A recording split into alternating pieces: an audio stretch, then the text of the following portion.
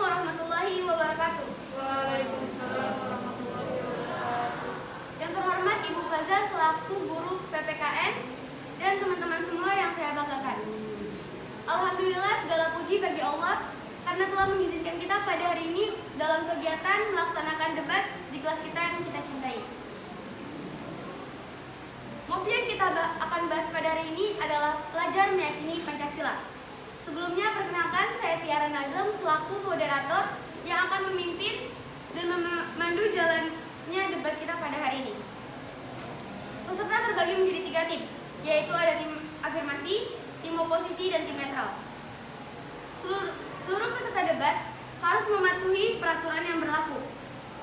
Sebelumnya saya akan membacakan peraturan dalam debat ini, yaitu dalam 4 menit pertama adalah pembukaan moderator dan perkenalan. Kemudian 6 menit kedua adalah penyampaian argumen dari tim pro dan tim kontra. Kemudian adalah 16 menit ketiga, yaitu adalah masing-masing tim mengomentari argumen dari lawan, yaitu tim pro mengomentari pernyataan yang diadakan oleh tim kontra dan tim kontra mengomentari pernyataan yang diadakan oleh tim pro.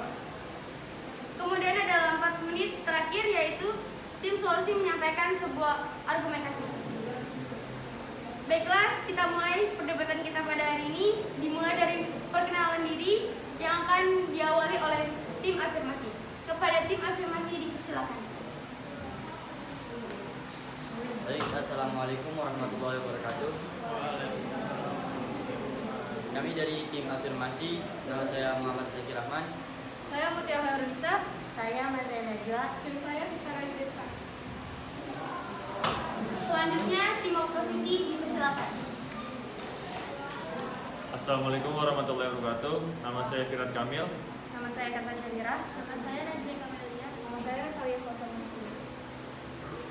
Selanjutnya tim netral dipersilakan. Assalamualaikum warahmatullahi wabarakatuh. Waalaikumsalam. Nama saya Muhammad Rina Pade Rizky. Saya Salman Nunsik. Saya Marwin Dota. Saya Nazawiyah. Dan saya Iraiti Diansyah. Selanjutnya dari tim afirmasi saya persilakan menyampaikan argumen dalam jangka waktu 3 menit. Dimulai dari sekarang. Terima kasih asalnya. Terkait dengan pembahasan debat kali ini, yaitu tentang pelajar meyakini Pancasila, bagi saya ini adalah suatu hal yang positif. Ulang dah. Baik, kepada tim afirmasi dipersilakan menyampaikan pernyataan mengenai mosi kita pada hari ini dalam waktu 3 menit dimulai dari sekarang. Ya, terima kasih. Terkait dengan pembahasan debat kali ini, yaitu mengenai pelajar meyakini Pancasila, bagi saya ini adalah hal positif yang perlu diimplementasikan kepada pembelajaran para siswa di masa ini. Salah satunya adalah dengan mengajarkan arti keberagaman. Perbedaan latar belakang para siswa, misal di sekolah umum terdapat siswa yang beragama Kristen, beragama Islam, dan di sekolah kita ini kan ada yang dari suku Padang, mungkin ada yang dari Jawa. Itu menimbulkan adanya perbedaan bahasa dan lain-lain. Nah, ini bisa jadi suatu modal utama untuk menumbuhkan rasa saling menghormati dari perbedaan tersebut. Dengan memaknai keberagaman ini, ideologi Pancasila akan terrealisasi dengan sendirinya pada diri kita sebagai siswa itu.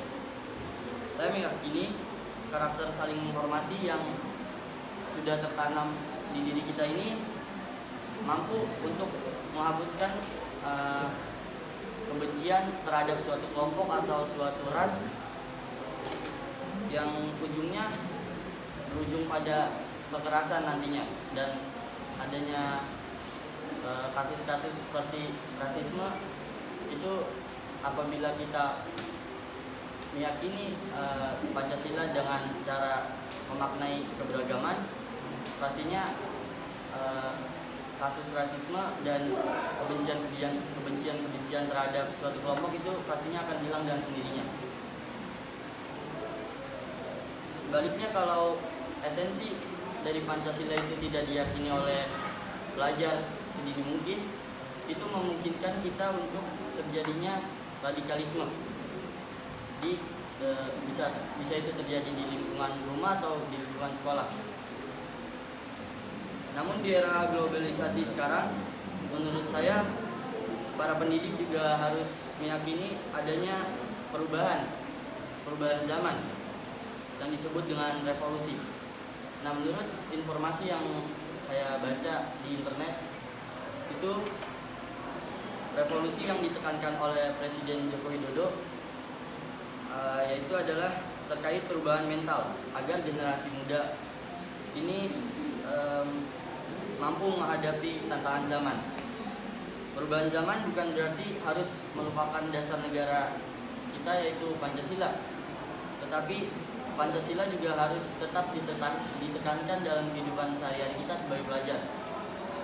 Itu saja pendapat saya. Terima kasih. Selanjutnya adalah pernyataan yang akan disampaikan oleh tim oposisi. Kepada tim oposisi dipersilakan dalam waktu 3 menit. Baik, kami dari tim oposisi akan menyampaikan beberapa pendapat kami. Dari pandangan melalui sikap politik, asal mulanya perumusan Pancasila ini ada pada saat sidang BPUPKI pertama pada 29 Mei sampai 1 Juni 1945.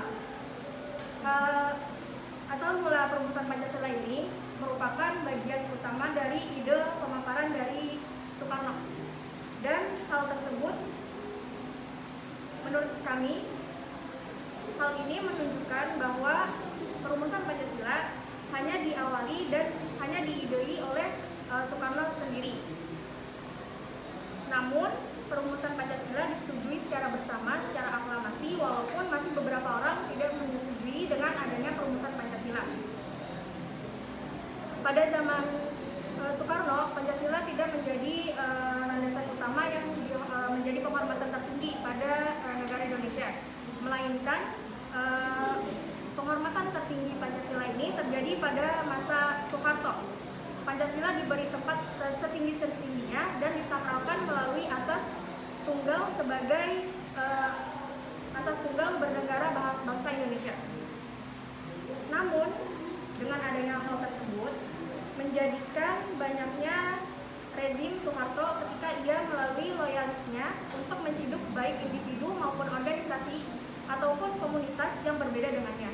Sebut saja PKI pada tahun 1965. Dengan adanya perumusan Pancasila ini menyebabkan pihak PKI bahkan berlomba-lomba untuk membuat ideologi baru karena mereka merasa bahwa Pancasila ini ideologi yang tidak dapat dijadikan sebagai dasar bangsa Indonesia, atau mungkin bila kita menyebutnya kalau Pancasila aja bisa dibuat oleh satu orang seperti Soekarno, lalu PKI yang bentuknya komunitas ini harusnya bisa untuk mengajukan aspirasinya untuk menciptakan ideologi terbaru.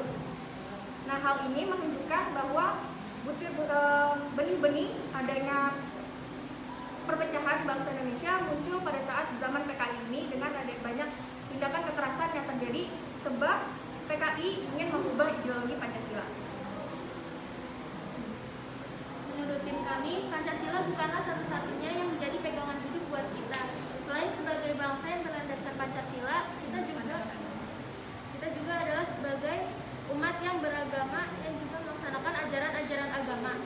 Dalam pergaulan sehari-hari, kita memang harus saling menghargai, tapi tidak harus mengakui dan membenarkan agama orang lain yang berbeda dengan yang baik. Cukup, waktu sudah lebih daripada 3 menit. Selanjutnya adalah tanggapan atau komentar yang akan diberikan dari pernyataan tim lawan. Dimulai dari tim afirmasi, kepada tim afirmasi dipersilakan. Dalam waktu 2 menit.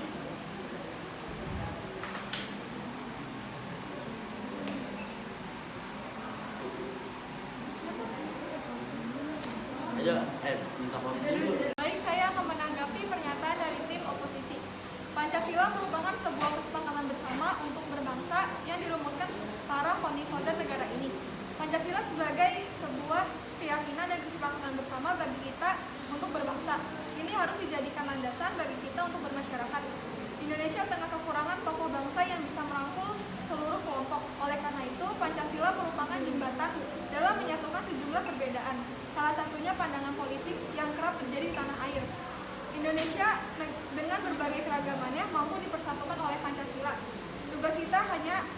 Tugas kita hanya harus bergotong royong menjalankan ideologi Pancasila.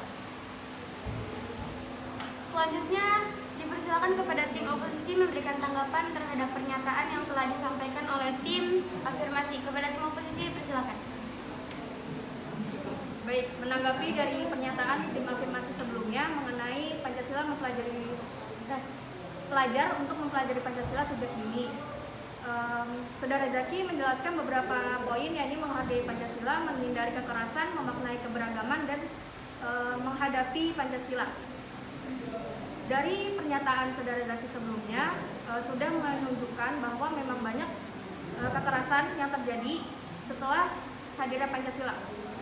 Salah satunya adanya beberapa golongan yang tidak menyetujui dengan adanya Pancasila tersebut. Sudah kami jelaskan sebelumnya, hal ini terjadi pertama kali pada era Soeharto ketika para anggota PPKI tidak menyetujui adanya Pancasila. Hal ini sudah jelas menunjukkan bahwa kekerasan sudah terjadi zaman dulu sebab adanya Pancasila tersebut. Kemudian untuk memaknai keberagaman,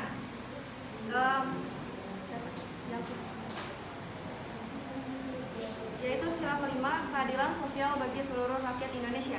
Hal ini dibuktikan dengan adanya kesenjangan yang terjadi di mana-mana dan hampir di segala bidang. Bukan hanya di bidang sosial, tapi juga di bidang pendidikan dan juga di bidang ekonomi. Ketidakmerataannya keadilan bagi seluruh rakyat Indonesia. Lantas, siapa yang akan bertanggung jawab mengenai hal ini? Selanjutnya adalah tanggapan dari tim afirmasi mengenai komentar atau tanggapan yang telah diberikan kepada tim oposisi. Kepada tim afirmasi disilakan menyanggah pendapat yang telah diberikan. Dipersilakan.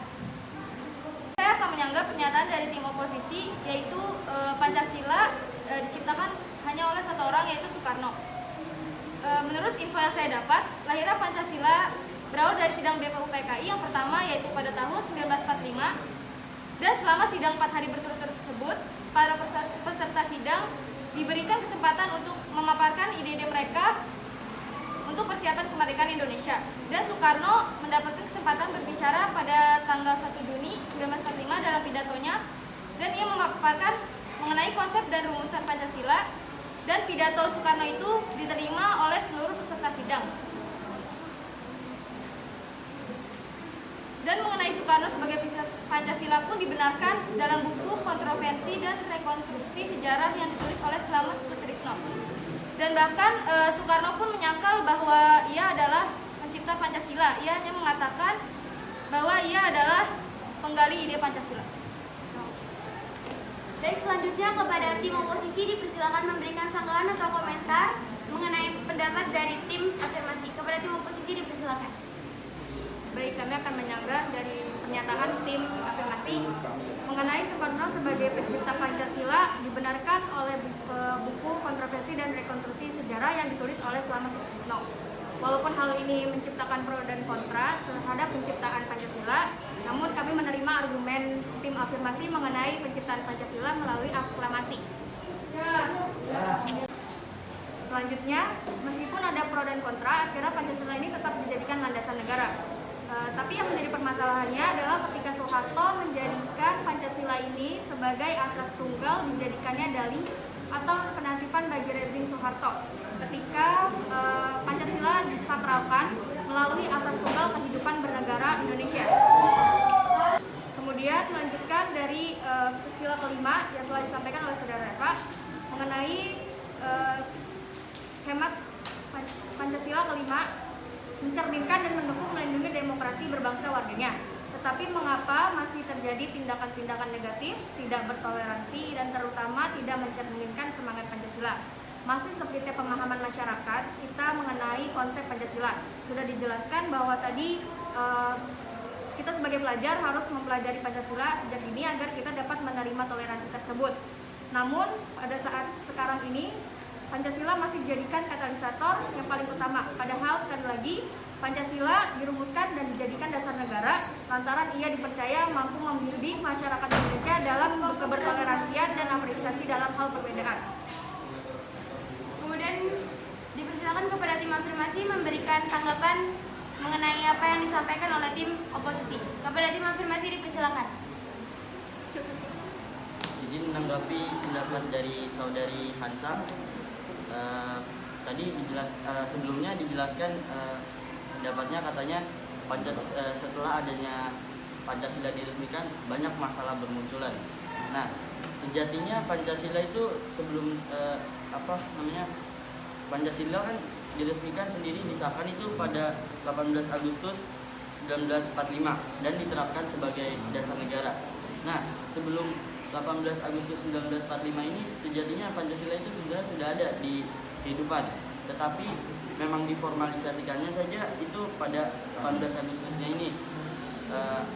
Nah, terus tadi dikatakan ada setelah pelajar meyakini Pancasila sejak dini, tapi tidak saat ini masih ada berbagai masalah terkait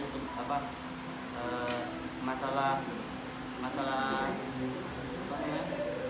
tadi iya terkait masalah yang ada di sosial kita ini. Nah, sebenarnya itu bukan karena adanya Pancasila, melainkan karena Pancasila sendiri ini belum terrealisasikan secara keseluruhan oleh di kehidupan masyarakat ini, dan kita belum tahu jelas apakah Pancasila ini di masa sekarang yang seharusnya sudah diyakini dan diajari oleh para guru kepada muridnya dan ditekankan lagi supaya Pancasila diterapkan. Ini kita belum lihat jelas hasil dari penerapannya ini, dan kita belum melihat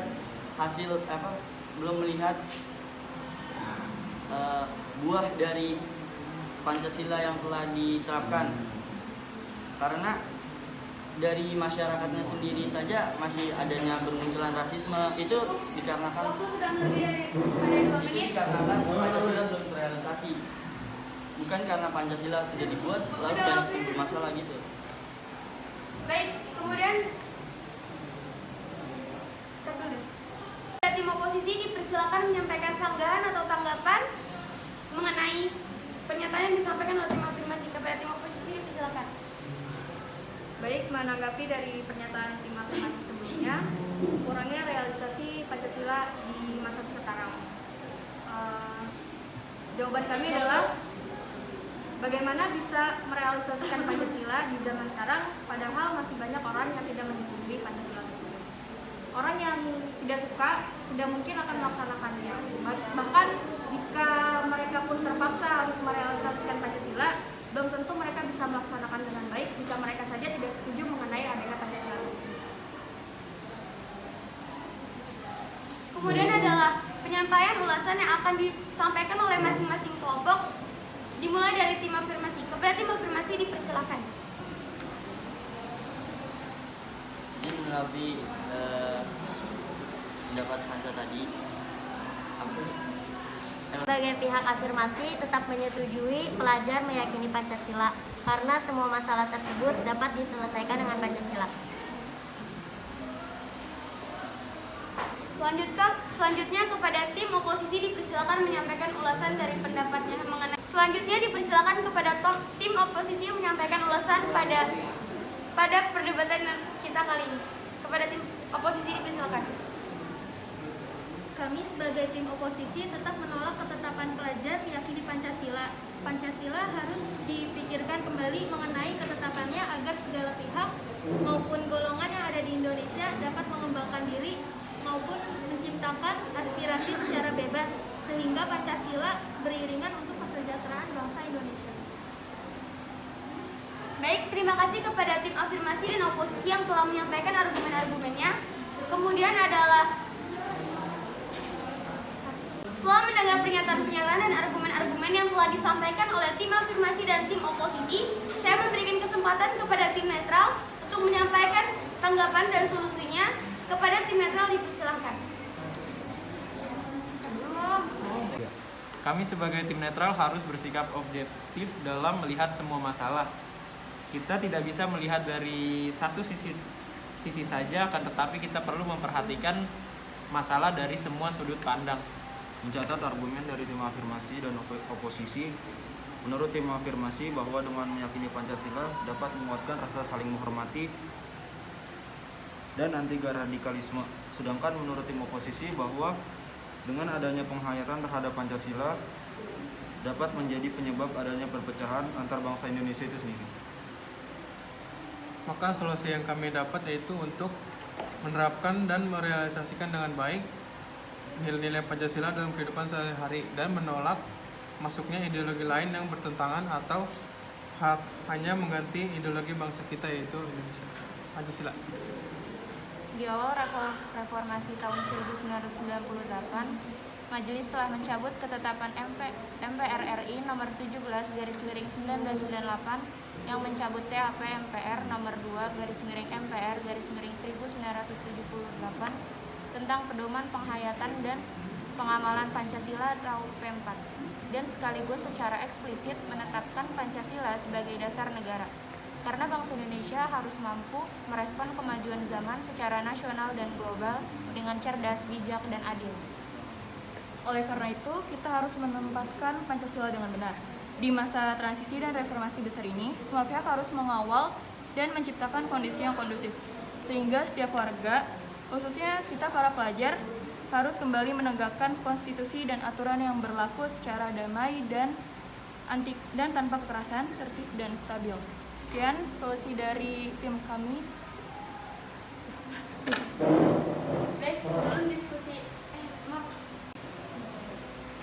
Sebelum diskusi ini kita tutup, saya selaku moderator mengucapkan terima kasih kepada seluruh peserta yang berperan dalam menyumbangkan ide-idenya dan sumbangan argumen-argumentasi yang kalian berikan. Dengan demikian, marilah kita tutup debat kita pada hari ini dengan sama-sama mengucapkan hamdalah. Alhamdulillah.